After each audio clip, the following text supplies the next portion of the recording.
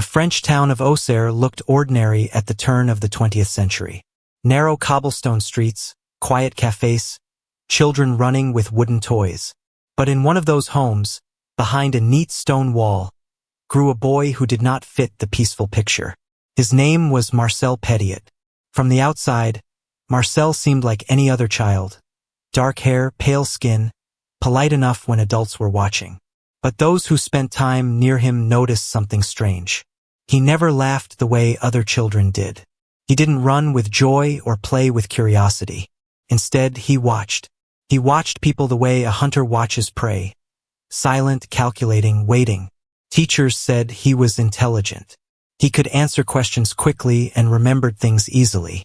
But they also admitted something felt wrong about him. His eyes were sharp and restless, like they belonged to someone much older. He didn't seem to see classmates as friends. He seemed to see them as pieces on a board, things to be moved or broken. One morning in 1908, that feeling turned into terror. The classroom smelled of chalk and damp wood. The teacher began her lesson, her voice echoing through the room. Marcel sat at his desk, quiet, too quiet. His small hands were hidden beneath the wooden surface. The children around him whispered, sensing his odd stillness. Then, without warning, he stood. He pulled something from behind his back. Something heavy, something no child should hold. It was his father's revolver. The room froze. A few children giggled nervously, thinking it might be a toy. But when the dull steel caught the morning light, their smiles vanished. The teacher gasped, stepping forward, her hands raised as if calming a wild animal. Marcel didn't speak. He didn't shout. He didn't demand anything. Instead, he lifted the weapon slowly, almost gently, and pointed it toward the ceiling. His small finger curled around the trigger. The blast shattered the silence. The ceiling cracked, plaster rained down, smoke filled the air. The children screamed, ducking beneath their desks. One girl cried so hard she choked on her own breath. The teacher rushed toward him, her heart pounding, her shoes slipping on dust. But Marcel only laughed. It wasn't the laugh of a child who had played a prank. It wasn't nervous or excited. It was cold, sharp, and hollow, like the laugh of someone who had just proven a point. That sound chilled everyone more than the gun itself. The revolver was taken away, and Marcel was expelled. But the damage had already been done. Word spread quickly through Auxerre. Parents whispered in the marketplace. Children spoke in hushed tones. The boy with the gun was no ordinary boy. Something was wrong with him, something no punishment could fix. And yet, this was not the only sign. That same year, Marcel made a disturbing suggestion to another child. His idea was cruel, something far too dark for an 11-year-old to even imagine. Though the details were buried in gossip and shame, one thing was clear. The boy was fascinated by death, by control, by fear itself. The school tried to move on, but trouble clung to Marcel like a shadow. He was expelled again and again for violent behavior. He stole things that didn't belong to him, once ripping open a mailbox to rummage through private letters. Rules did not matter to him. Limits were only challenges. Doctors were called to examine him. Their reports were filled with words like unstable and unfit. They said he had mental troubles. But in those days, such labels did not mean danger. People shrugged and said he was just a difficult child. No one realized that these early acts were not harmless rebellions. They were warnings. Neighbors recalled strange moments. They saw him lingering near stray animals with a curious smile. They noticed how he seemed to enjoy arguments, how he never looked away during fights, how his expression brightened when others cried. He was young, but already he seemed to understand the power of fear. And while the town tried to forget, Marcel never forgot. He carried the thrill of that revolver shot in his memory. He carried the sound of classmates screaming, the sight of the teacher's pale face, the taste of his own cruel laughter. For him, that day was not a mistake. It was a beginning. Years later, people would remember the omen. They would tell the story of the boy who brought a gun to class, the boy who smiled at terror. They would recall the whispers about his strange behavior, his thefts, his fascination with death. and they would shake their heads, saying, "The signs were there. We just didn't see them for what they were." But by then it would be too late. The child who once stood in a classroom with a revolver would grow into a man who killed without mercy.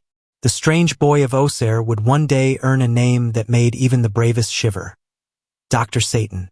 After the chaos of his youth, people in Auxerre hoped Marcel Petiot would disappear into obscurity. But life has a strange way of hiding monsters in plain sight. By the time he reached adulthood, Marcel had learned an important lesson. Violence frightened people, but a mask of respect could fool them. And so, he chose the perfect disguise. He became a doctor. His path began in the ashes of the First World War. Marcel enlisted as a soldier, but the war did not change him the way it changed others. While some men returned broken, haunted by the trenches, Marcel seemed to thrive. He learned discipline when it suited him, and madness when it served him. He was injured, declared unstable, and shuffled between hospitals. Yet somehow, he managed to slip into medical school through a special program designed for war veterans. Medical school was meant to be rigorous, grueling, a trial by fire. But Marcel breezed through it with alarming speed. Where most students spent years buried in books, he earned his diploma in just 8 months. His professors praised his quick grasp of material, but some whispered it was too quick, almost unnatural. Still, no one stopped him. A certificate was placed in his hands in December 1921. With that piece of paper, Marcel became Dr. Petiot. The people of Villeneuve-sur-Yonne, a small French town, welcomed their new physician. He was young, intelligent, and charming when he wanted to be. Patients lined up outside his office. Mothers brought their sick children. Old men came with aching joints. To the town, he was not a boy with a gun anymore. He was a man of medicine, a figure of trust. But beneath the white coat, the same darkness lingered. Dr. Petiot prescribed medicines freely, too freely. He handed out addictive drugs to anyone who asked, watching as they grew dependent on him. He performed unnecessary treatments, charging high fees. Some said he was careless. Others said he was cunning. Whispers began to grow that Dr. Petiot cared less about healing and more about profit. Yet his patients still came. Illness makes people desperate, and desperation makes people blind.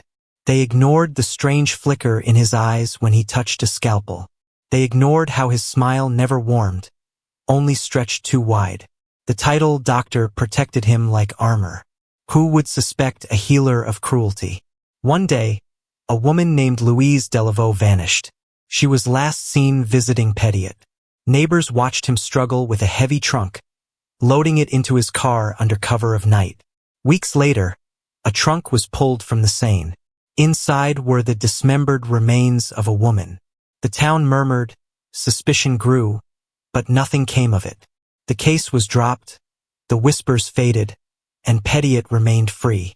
It was as though the world wanted to protect him. Every time he slipped, every time a shadow fell across his name, the shadow passed. His charm disarmed the cautious. His diploma silenced the doubtful.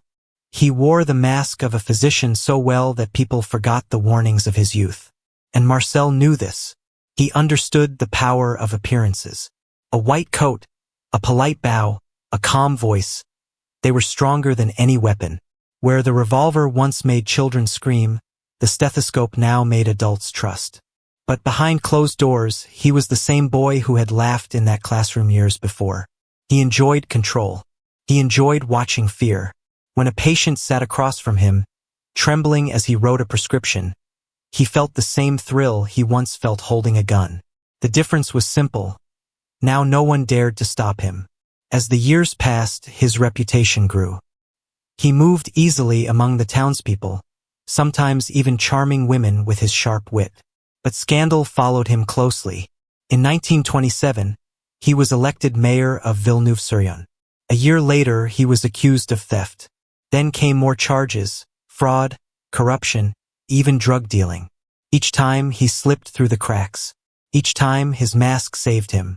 He was fined, briefly jailed, but never ruined. People shook their heads at the strange doctor, but they still returned to him when illness struck. His office was always busy, his pockets always full. The mask of a doctor was too convincing, too powerful. Marcel Petiot had discovered the perfect hiding place. A monster in a white coat, a predator disguised as a healer. Every day he lived two lives.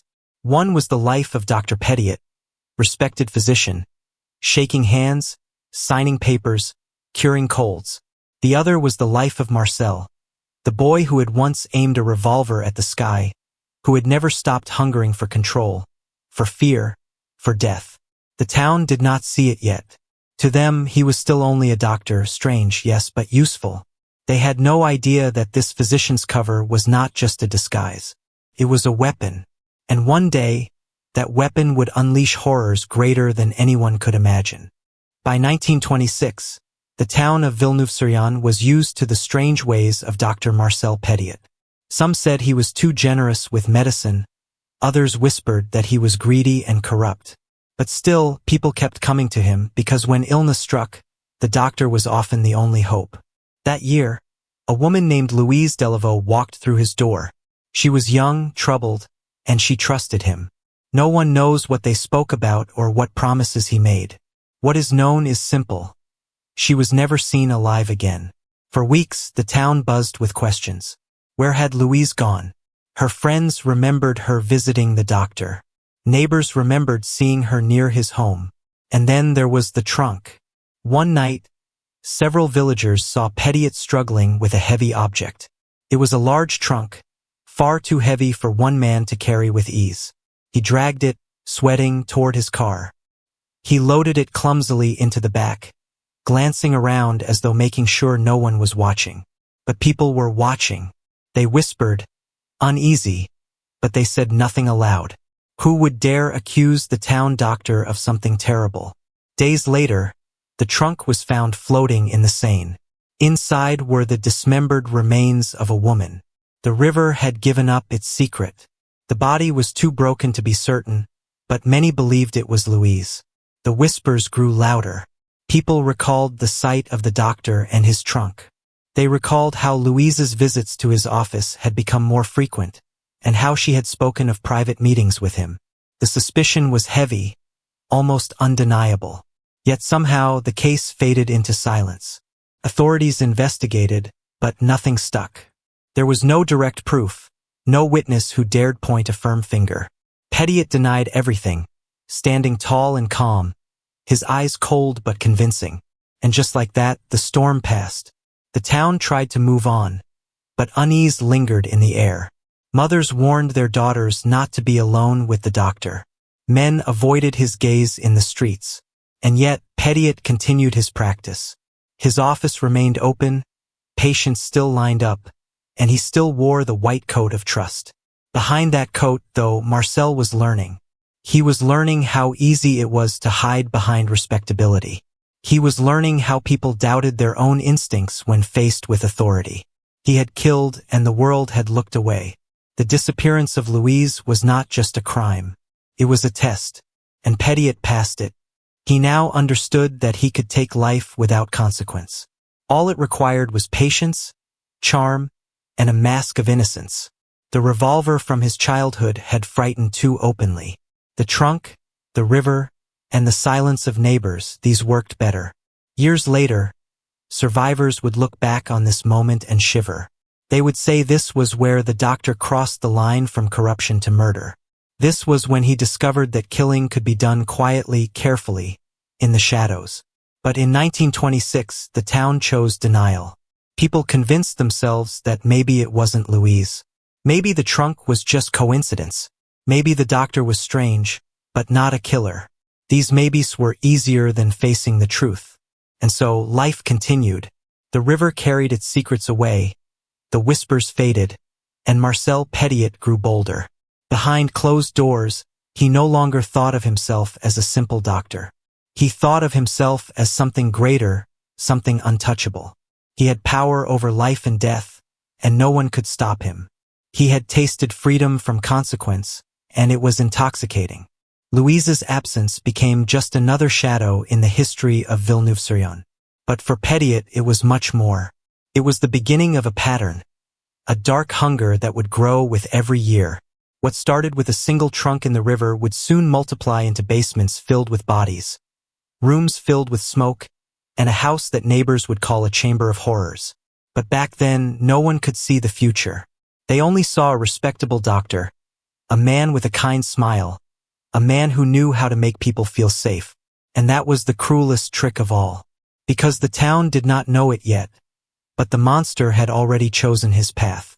The boy with the revolver had grown into a man with a scalpel.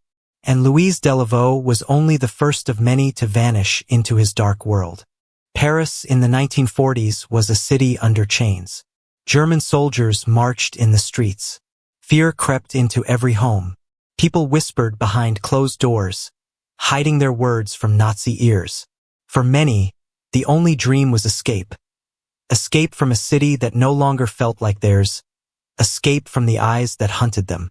In that desperate time, a man appeared offering hope. His name was Dr. Marcel Petiot. But he introduced himself to the frightened as Dr. Eugene. He claimed he was not only a doctor, but also a secret ally, a man with powerful connections who could help people vanish from Nazi-controlled France. His promise was simple: he could smuggle them out. He told them he had a network, a safe passage to Argentina. For those being hunted, the Jews, the resistance fighters, even common criminals, it was a dream worth any price. And the price was steep. He demanded 25,000 francs per person. Yet they paid. Because what was money compared to life? They came to his office carrying everything they had: jewelry, gold, cash hidden in handkerchiefs. They came with trembling hands and hopeful eyes. They believed they had found salvation in the form of a calm, smiling doctor. Dr. Eugene would sit across from them, his voice soft, reassuring. He spoke of ships waiting at hidden harbors, of safe houses along the journey. He told them they needed medical preparations before the trip, vaccinations to protect them in distant lands. And when the frightened nodded, he prepared the needle. But the injections were not vaccines. They were cyanide. Inside his office, people sat down dreaming of freedom. Within minutes, they collapsed, their bodies twitching, their faces frozen in shock. Some never even realized they had been betrayed. One moment, they were planning a future in Argentina. The next, they were gone. Trapped forever in the false comfort of a doctor's chair. When the bodies fell silent, Petiot worked quickly. He stripped them of their belongings. Rings slipped from fingers, wallets emptied, luggage rifled through. Everything of value became his. The corpses became problems to solve. At first, he disposed of them in the Seine. But soon, the river became too dangerous. So he turned to other methods. He tried quicklime, filling pits with bubbling chemicals. He used fire, stuffing remains into stoves and furnaces. His home at 21 Rue Le Sueur became more than a doctor's residence. It became a slaughterhouse hidden behind a respectable door. Neighbors began to notice odd things. Strange smells drifting from the chimney. Smoke rising at odd hours. People arriving with luggage but never leaving. They whispered, but whispers were not proof. Who could believe such things about a doctor who spoke so politely, who dressed so neatly? Meanwhile, the doctor's greed grew. Every victim meant more wealth, more watches, more cash tucked away. He justified it with lies. Sometimes he told others he was killing Nazis and collaborators, enemies of France. He enjoyed that story because it made him look like a hero. But in truth, he did not care who died, as long as they paid. The escape network never existed. There were no ships, no safe houses, no Argentina. It was all a performance, a mask. And behind that mask, Petiot was perfecting his true craft, the craft of killing. Every knock at his door was another victim. Every desperate family that stepped into his home was walking into a trap. They entered seeking freedom, but what they found was death, quick and silent. For Petiot, it was not only about the money. It was about control. The thrill of watching someone trust him, believe him, and then crumble into nothing. The power of life and death rested in his hands, and he enjoyed playing God. By the time the war dragged toward its end, dozens had vanished through his false escape network. Some say it was more than 60, others whisper over 100. Each story ended the same way. Luggage dropped at his door, silence inside, smoke in the air, and no return. The city of Paris was filled with fear, but no one realized that one of its most terrifying dangers did not wear a German uniform. It wore a doctor's coat. And so, while soldiers marched outside and bombs fell in the distance, inside 21 Rue Le Sueur, another war was being fought. One against innocents who thought they had found salvation. They thought they had discovered a savior. In truth, they had met Dr. Satan. The house at 21 Rue Le Sueur looked ordinary from the outside. It was just another Paris building with shuttered windows and a neat doorway. Neighbors passed it every day without a second thought. But inside, the walls carried secrets that no one wanted to imagine. Dr. Marcel Petiot had turned the house into something far darker than a home. It was not a clinic, not a refuge, not a safe house. It was a place where hope entered and death stayed behind. Victims came with luggage, often smiling nervously, believing their journey to freedom was about to begin. They had paid their money, said goodbye to friends, and stepped across the threshold with trust in their hearts. Petiot welcomed them with polite words, the calm authority of a doctor. He spoke softly, reassuring them that the first step to escape was simple, a quick medical procedure. But after the injection, silence always followed. Their bodies dropped to the floor, stiff and lifeless, as the doctor moved on without hesitation. He did not mourn. He did not pause. To him, these were not people anymore. They were problems to solve and property to claim. At first, he tried to make the bodies disappear by dumping them into the River Seine. But soon the risks grew too high. The war made the city restless, and too many floating trunks would bring attention. So Petiot looked for new ways. In the basement of Rue Le Sueur, he created his workshop of death. He bought quicklime, pouring it into pits to dissolve flesh. He built furnaces and stoves, burning remains until only ashes and bone fragments remained. The smell of smoke and chemicals hung heavy in the air. Neighbors began to notice. They whispered about the strange odors drifting from his chimney. They noticed how people walked into the house with bags and never came out. Some grew suspicious, but suspicion alone could not fight the mask of respect Petiot wore. He was still the doctor, still polite, still convincing.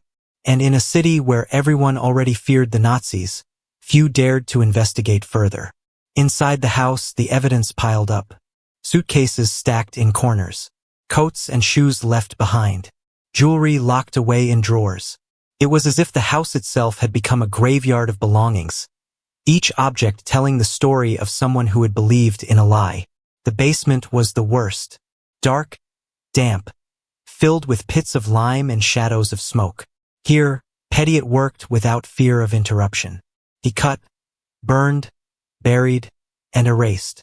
Each body disappeared into the earth or the fire. Each face faded into nothing. Yet the belongings remained, silent witnesses to the crimes. To Petiot, this was not horror. This was efficiency. He believed he had found the perfect system. Take their money, end their lives, destroy the evidence. And for a time, the system worked. But horror has a way of leaking through cracks. Sometimes, neighbors claimed they heard muffled screams, quickly silenced. Other times, they saw smoke rising late into the night, thicker and darker than normal. One neighbor swore the smell of burning flesh drifted through the street. But in those days, people were careful about what they said. Accusing someone could bring danger, and no one wanted trouble with either the doctor or the occupying forces. So the silence continued. Meanwhile, Petiot grew bolder. He no longer worried about being caught. He believed he was untouchable, shielded by war, by fear, and by his own clever lies. He told some people he was working for the French resistance, killing Nazis and traitors in secret. It was a story that made him sound like a hero, a patriot, and many wanted to believe it. After all, it was easier to believe in a secret hero than in a monster hiding in plain sight. But the truth was written into the walls of 21 Rue Le Sueur. The house was not a safe passage. It was a trap, a chamber of horrors disguised as a home. By 1944, the number of victims had grown. Dozens vanished into the doctor's basement, their names lost. Their families left wondering why they never arrived in Argentina. Some say there were 60. Others whisper it was over 100. Whatever the number, the truth is clear. The house had become a graveyard disguised as a home. And yet outside life went on. Children played in the streets. Couples strolled past the gate. Soldiers marched nearby. No one truly knew that behind those shutters, smoke carried the last traces of men, women, and children who had trusted the wrong man. Petiot continued his work with cold precision, never shaken, never remorseful. To him, the victims were not people. They were opportunities. And as long as the basement fire burned and the lime pits bubbled, he believed no one would ever uncover what lay hidden inside his house of death. But secrets have limits. The smells, the smoke, the whispers, they were growing stronger. The mask of the doctor was slipping piece by piece. And soon, the walls of Rue Le Sueur would betray him. For now, though, the atrocities remained hidden. Hidden behind polite smiles, locked doors, and a chimney that carried silent cries into the Paris sky. The house at 21 Rue Le Sueur had been quiet for years. Neighbors whispered about the strange smoke and the strange visitors, but no one dared to knock on the door. Then, on the morning of March 11, 1944, silence turned into suspicion. Thick, black smoke poured from the chimney. The smell was stronger than ever, sour, sickly, and heavy. People gagged as they walked past. Some said it smelled like burning rubber. Others swore it was worse, something that made their stomachs twist. The neighbors had enough. They called the fire brigade. When the firemen arrived, they knocked, but no one answered. Smoke still curled from the chimney. The door creaked as they forced it open. Inside, the house was dark, the air suffocating with fumes. The firemen moved cautiously, their boots crunching on something brittle scattered on the floor. They followed the smoke to the basement. What they found made even seasoned men stumble back. In the furnace, flames licked at blackened remains. Bones cracked in the heat. Flesh smoldered. The fire was not burning wood, it was burning people. One fireman gagged, clutching his mouth. Another shouted for light. Their beams swept across the room, revealing piles of belongings. Suitcases stacked high, shoes scattered, coats hung carelessly, jewelry glinting in the half-light. The walls themselves seemed to close in with the weight of what they had seen. They followed the stench into the yard, where a pit had been dug. Inside, quicklime bubbled around what was left of human bodies. Skulls half dissolved. Hands clawing toward the surface, frozen in their final struggle. The house was no home. It was a slaughterhouse. Word spread quickly. Soon the police arrived. Then detectives. Then officials. Each one walked in with authority, and each one walked out pale, shaken, whispering the same word. Horrors. The inventory of the house seemed endless. Over 200 suitcases, piles of clothing, rings, watches, wallets. It was as if every victim had left a piece of themselves behind, a silent witness. And in every corner, more traces of bones, ash, and flesh. The neighbors gathered in the street, whispering in disbelief. For years they had suspected something was wrong. Now the truth was visible in the rising smoke. The trusted doctor had been hiding a mass grave behind his door. But where was Petiot? He was gone. The police spread out across Paris, searching for the man now branded as a monster. Newspapers carried the story of the gruesome discovery, calling the house a chamber of death. For days, rumors flew through the city. Some said Petiot had escaped to Germany. Others said he had joined the resistance. And then came the strangest twist. When word of the discovery reached Petiot, he did not cower. He did not beg. Instead, he spread his own story. He told anyone who would listen that the bodies in the house were not innocent victims. They were Germans, informants, and traitors. He claimed he had been working for France all along, killing enemies of the resistance. He tried to paint himself as a patriot, a hidden hero. He said the house was not a chamber of horrors. It was a battlefield. Some wanted to believe him. In a time when France was bleeding, the idea of a secret avenger was tempting. But the evidence told a different story.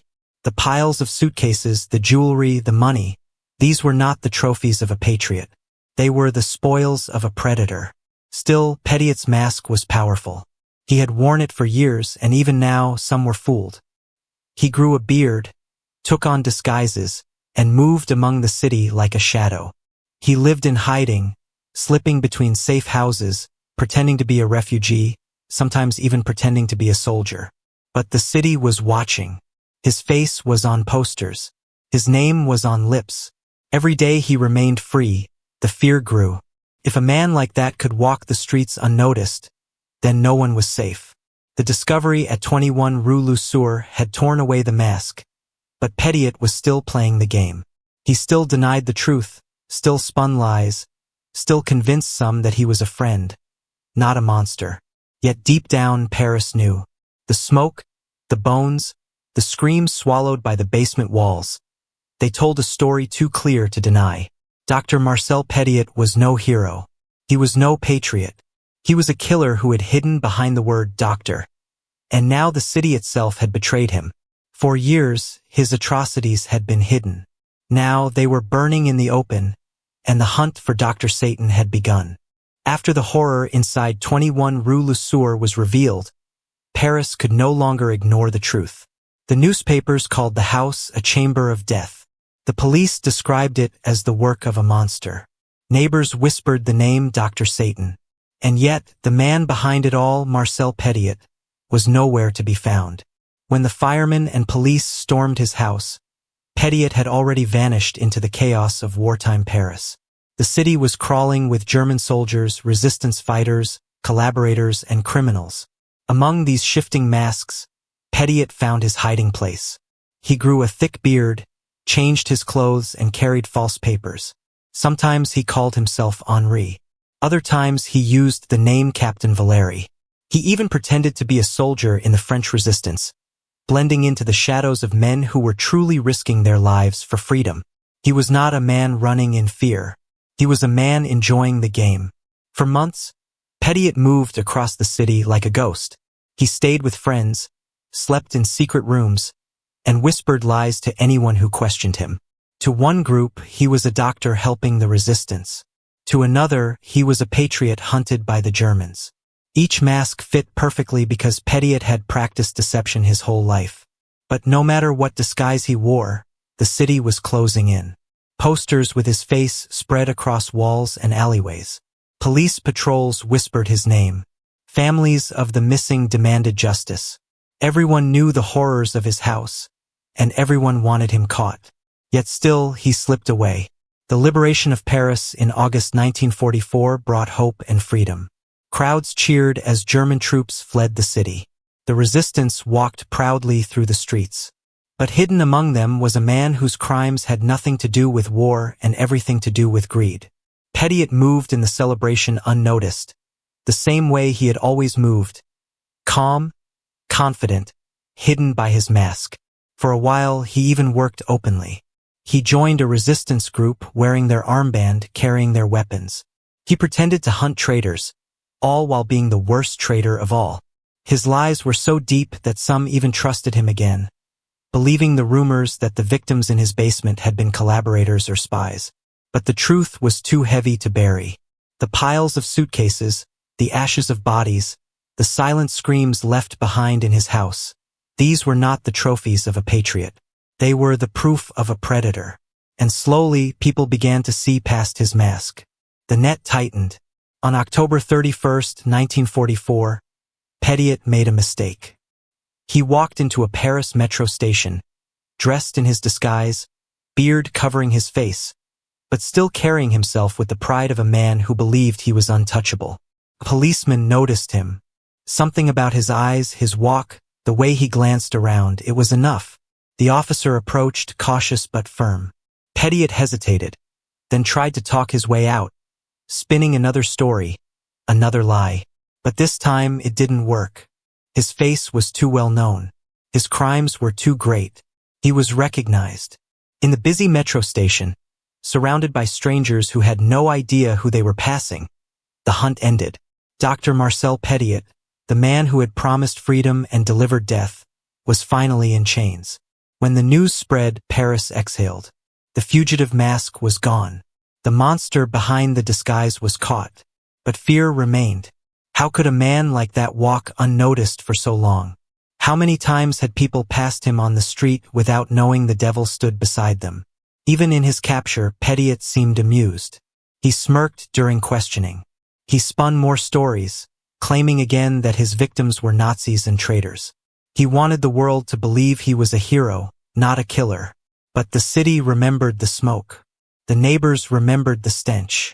The firemen remembered the bones in the furnace. No mask, no beard, no false papers could hide the truth anymore. The fugitive had been caught. The doctor's mask had been ripped away. What remained was the same boy who had once pulled a revolver in a classroom. The same man who had smiled while carrying a trunk to the river. The same predator who turned hope into ashes. Now, he would no longer choose when to vanish. Now, his fate rested in the hands of those who had seen the horrors of his work. The mask was broken. The man called Dr. Satan would face judgment. The man who had once hidden behind a doctor's coat now sat in chains. Marcel Petiot, called Dr. Satan by the newspapers, was no longer free to play his games. Paris had captured its most secret killer, and now the world would watch him face justice. In March 1946, the trial began. Crowds gathered outside the courthouse every day. Some came out of curiosity, others out of anger, and many out of grief. Families of the missing wanted answers. Survivors of the war wanted to see the monster unmasked. Inside the courtroom, Petiot looked almost calm. He sat with a smirk on his face, his beard trimmed, his eyes bright with arrogance. He did not look like a broken man facing death. He looked like a performer preparing for his stage. From the very beginning, he denied being a murderer. He spun his familiar lie. He told the court that the bodies in his house were not innocent people at all. He claimed they were Germans, spies, and collaborators, enemies of France. He said he was a hero of the resistance, a patriot who had risked everything to protect his country. The words sounded grand, but the evidence was stronger. Prosecutors described the suitcases stacked in his home, the jewelry, the piles of clothing. They described the quicklime pits filled with bones, the furnace where firemen found human remains. Witnesses told stories of loved ones who had trusted Petiot, handed over their savings, and never returned. Piece by piece, the truth shattered his mask. The jury listened to weeks of testimony. They heard about Louise Delaveau, the woman who vanished years earlier. They heard about the fake escape network, the families who had believed his promise of Argentina. They heard about the smoke that carried the smell of burning flesh over Rue Le Sueur. Still, Petiot argued. He shouted. He laughed. At times, he mocked the court. He seemed to enjoy the attention, as though the trial was just another performance and he was the star. But behind the performance, the evidence was undeniable. The number of victims shocked everyone.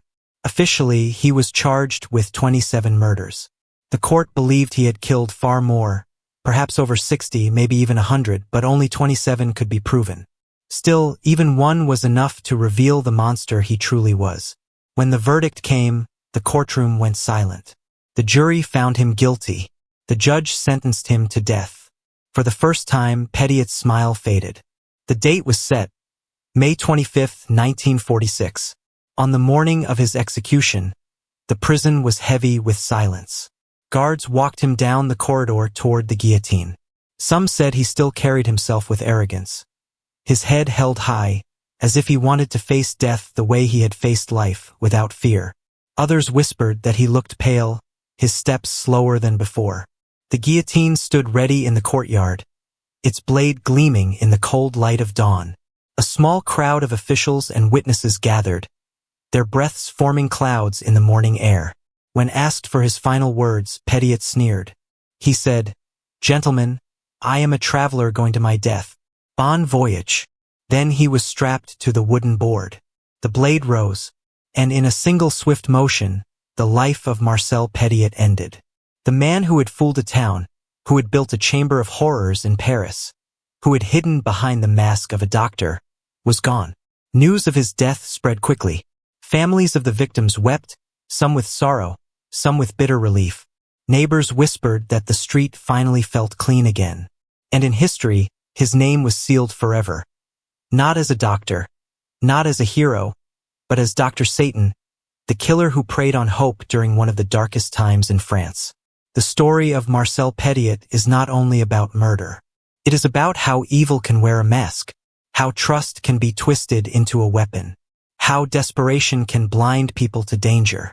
He promised escape, he promised freedom, but what he delivered was death. And even now, decades later, the memory of his house at 21 Rue Le Sueur lingers, a reminder that the true face of evil does not always come with horns or claws. Sometimes, it comes with a gentle smile, a calm voice, and the title of doctor. Marcel Petiot believed he could outsmart the world. In the end, the world caught him. His lies could not save him, his disguises could not protect him, and his arrogance could not silence the truth. Justice came with the fall of the blade, and with it, the story of Dr. Satan finally came to its end.